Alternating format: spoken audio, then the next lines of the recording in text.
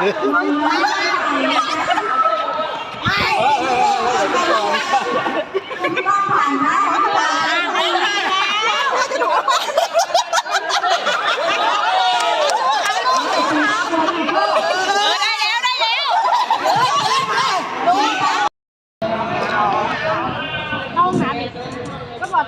้าสีแดงมี6 คู่สีดำก็เอา6ตัดออกคู่หนึ่ง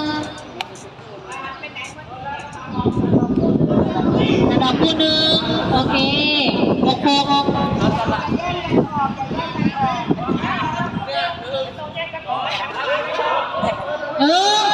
ไปเริ่มไปนะเอากระเทียมมา1 2ไป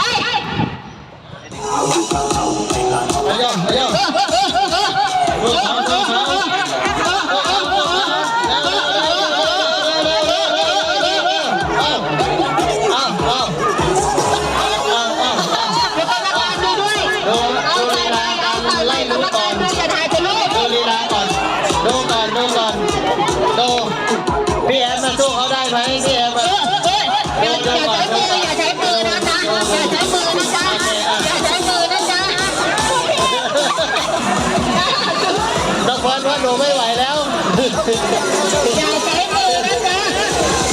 เอาวางใหม่จ้ะวางใหม่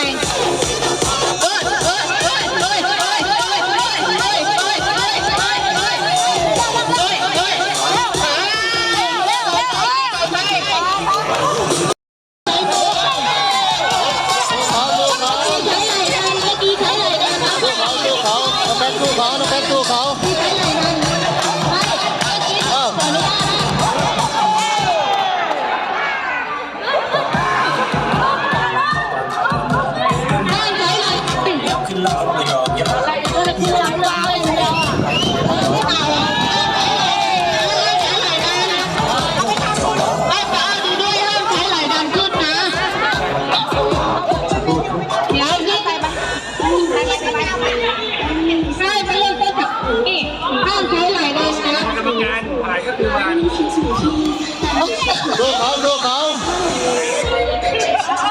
ไม่ห้ามใช้เข่าแดงด้วยพี่แอมสู้เขาพี่แอมสู้เขาเอาไปไอ้เสียงเขาเลย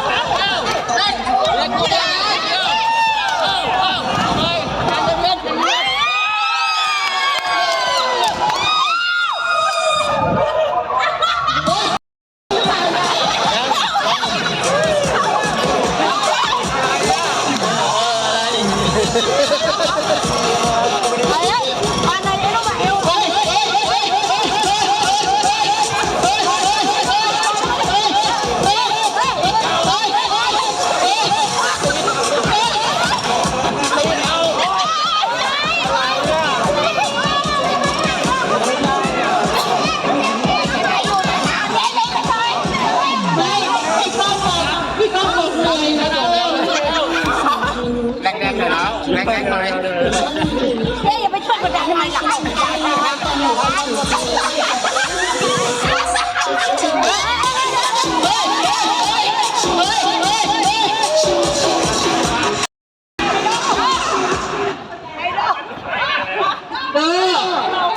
ยังไม่ได้ใส่เอวเลยลูก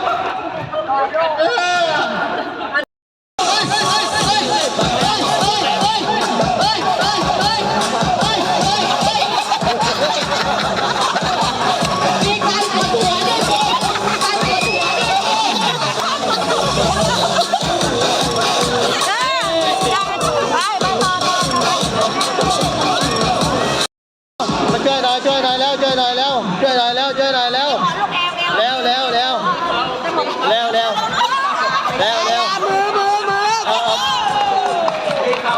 พี่พันสอนน้องหน่อยพี่พันสอนน้องหน่อย ใจเอวอย่างเดียวเออเด้งลูกเด้งเด้งลูกเด้งเด้งลูกเด้ง โอเคเห็นไหมพี่เขาสอนดี